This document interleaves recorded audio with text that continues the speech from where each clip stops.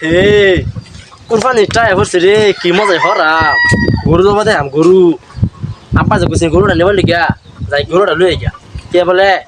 এই বাড়ির মধ্যে আছে বলে চাচা কিসে ডাক্তার সুকে লিগা চাচা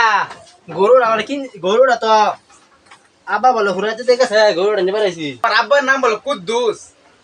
এত আজকে আইছিল তার তে বলে পছন্দ হয়েছে তোমার তো বলে পছন্দ হয়েছে